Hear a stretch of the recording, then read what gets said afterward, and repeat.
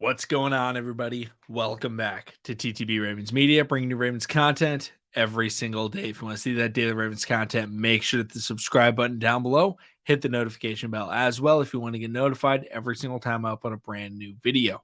Now, in this video today, it's going to be another Mock Draft Monday, Mock Draft 2.0. First off, let's get into the basics. I do this every single week, every single Monday. I love to see your guys' mock drafts. I've already started looking at some of the guys that you guys have been commenting from the previous mock drafts, especially Witherspoon out of University of Illinois or Illinois University. I'm looking at him. Really like him. Did not take him in this draft. But comment your guys' mock drafts. Comment your players. If you guys think the player that I drafted is not good because of a certain reason, please tell me. You know, this is the beginning of my scouting process. I've really been working on the first round guys, trying to figure out who I really like valuing, at the positions the Ravens may take. Spoiler alert, not taking Anthony Richardson. But so I've been looking at that and I've been trying to really gauge, okay, who do we want? And now I'm working my way through the second round, third round, and those types of guys. But I don't know, fifth round picks, I don't know all those guys yet. I'm working on it. I'm trying to learn those players at those positions that the Ravens need. So please let me know your guys' thoughts on all the players that I select.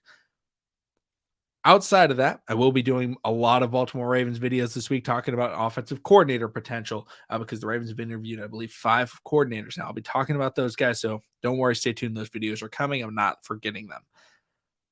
But let's get right into it. Let's start off pick 22. I was sitting there on the clock and I was like, I can't believe my eyes. I cannot believe that this man is available. And I still had to consider whether or not I would take him because Joey Porter Jr. was also available. You guys know from my last mock draft, I love Joey Porter Jr. That dude would be a stud with the Baltimore Ravens. But you know what? I looked at it and I said, hey, last time we still had Greg Roman. Now we don't have Greg Roman anymore. So I feel more comfortable taking a wide receiver.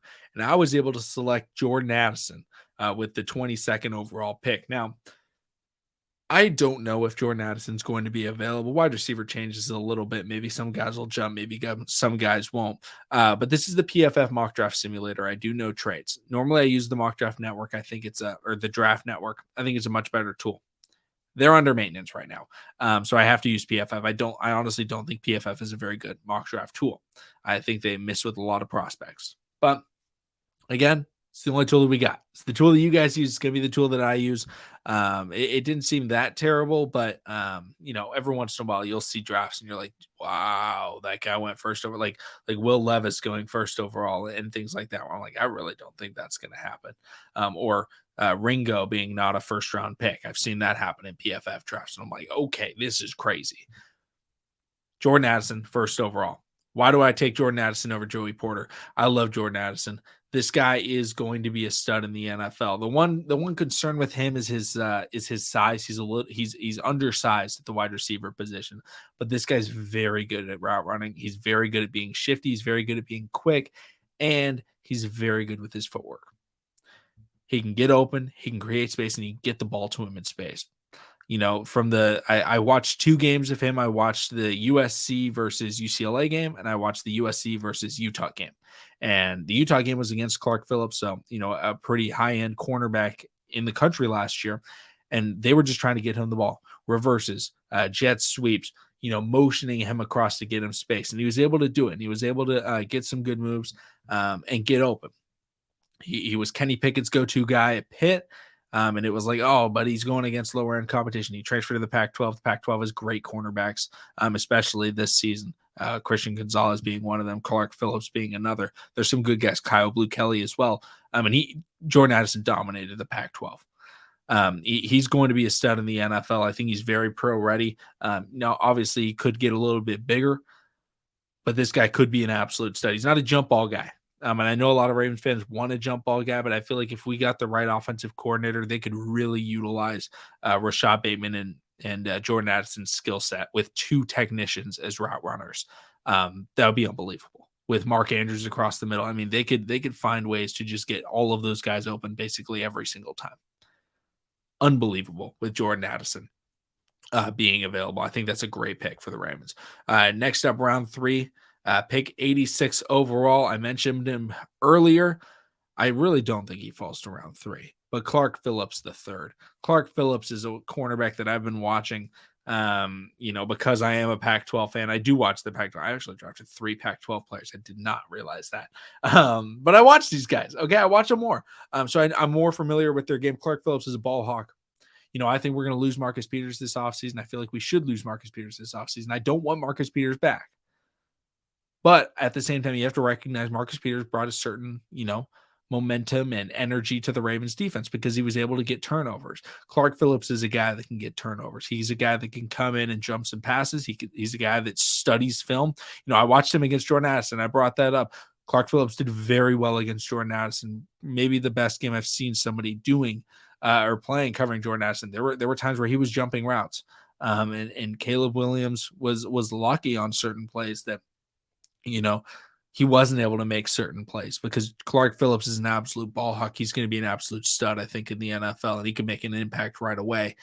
And it's also something where it's like, okay, he may get beat as a rookie early on, but I also feel like he has the ball skills to be able to still compete and still go out there and be a day one starter in the NFL. Like, I think, there's potential that he slides up, depending on how players measure. I think he slides up and he could be a first round pick. Again, PFF has him as third round. I think he could and maybe should be a first round pick based on his talent and what I've seen from him and watching him in the Pac-12 just dominate the way that he has. He is a great cornerback. If he is somehow available in the third round, I think he's a must draft, especially when we don't re-sign Marcus Peters. Next pick was round 4, pick 125. This is the one position that I don't scout, offensive line. Now I'll look into them. I'll look up things about them, but I'm not going to sit there and watch all of their games. I feel like the Ravens need a guard. I think Ben Powers is going to leave. I think the Ravens need to draft at least guard depth. Maybe Ben Cleveland steps into that role. And I drafted Antonio Mafi, a guard out of UCLA. Again, not a ton that I can say out of him. I know he was, I think, second team all conference. And you're drafting a fifth round pick. You're not drafting a superstar player right away. He's someone that's going to come in and, he's at least, I know he's put in work. I know he lost significant weight, to try and get in better shape for football season. But he's 6'2", he's 339 pounds, but we'll see what he weighs in at. His weight has shifted drastically while he's at college. So we'll see what he actually clocks in at on the scale, but I think this guy could be a decent depth piece. Again, it's very difficult for me to judge offensive line. That's a very niche ability, especially guard. I can judge a little bit of tackle in terms of how they're able to protect, but it's just also very difficult to find film without I don't have all 22. So it's a lot easier for skill position players to find games of certain players to watch the full game to be able to do that. So, I think it's a decent pick. Again, it's an offensive lineman. I'm not going to act like I'm an expert. Now the next pick, round 5, went back to a player that I could actually watch and a player that I did watch in college. I watched a couple of Kansas State games. I went with Deuce Vaughn, running back out of Kansas State, at pick 158. Now, initially I kept seeing Ravens do mock drafts and I was like, why is everybody drafting a running back? And I didn't even think about it. And they're like, well, we actually don't really have anybody under contract, in 2 years. And I was like, wow, you're right. The Ravens only signed Gus Edwards to a 2-year extension. And J.K. Dobbins' contract is up, I believe at the end of next year, or maybe I think it's the end of next year, his contract is up. So it's like, okay, what are the Ravens going to do at running back? And Deuce Vaughn is a player that I feel like we've been looking for, a pass catching out of the backfield player. I think he's very similar to Tyler Beatty in that regard. He's very undersized. He is 5'6". This guy is not going to be an every down running back.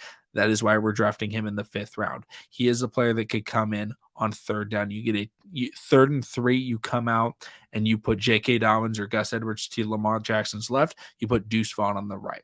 If you want to call a pass play, both of those guys can run routes. Deuce Vaughn can be very effective out of the backfield catching the football. That's where I think he could fit in. I think he could become the guy that we wanted Justice Hill to become in terms of offensive production. Don't think he's ever going to take over. Don't think he's ever going to be crazy special by any means, but I think he could be a versatile piece for the Baltimore Ravens to use. I think, similar to a Darren Sproles offensive type of role where it's like, okay, he can come in on third downs and he can be a pass catcher and he's going to be very undersized. And I don't know if we would use him in any special teams regards. I just think, hey, as a third, as a late round pick to maybe be a back end guy on the depth chart that could contribute on the offensive side of the ball, I think it's worthwhile. And then round 6, a guy that I actually really liked. His name is BJ Thompson out of Stephen F. Austin. He's an edge rusher, picked 198. And BJ Thompson is an athletic freak. That is what he is. And he's also he got production at Stephen F. Austin. Now, when you look at players like BJ Thompson, you think, why are they sliding? I think one of the biggest things that he went to Stephen F. Austin. The other thing is he went to Stephen F. Austin. If you're not putting up, 15 sacks or something utterly crazy, it's going to be very difficult for the smaller school guys to get drafted. I think this could be a guy like we saw with Tariq Woolen last year, where I talked about Tariq Woolen all the time. I drafted him probably like every single mock draft. I was like, if Tariq Woolen is available, I'm taking him. Why? Because he's coming out of UTSA. He's unbelievably talented. He's got crazy athleticism. The question was, hey, is this guy going to be, able to play with that next level competition? Athleticism translates, and the Ravens are very good at developing edge rushers. He's not a day one, 10 sack guy. This could be a guy 3-4 years. This could be the next Matthew Judon. This could be the next Adarius Smith. It takes a little bit as a late round pick, but I think BJ Thompson has what it takes. BJ Thompson is 6'6", 230 pounds. He had 10.5 sacks, 2 forced fumbles.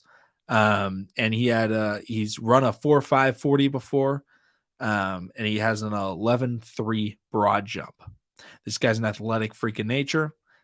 This guy can bull rush, and this guy has the ability to develop in the Ravens system. And I think a lot of people will be more happy with this pick rather than a guy like Odafe Oweh because they hear project edge rusher. This is a late round project edge rusher. I think Ravens fans are more okay with that because we have good starters. We have Ojabo. We have Odafe.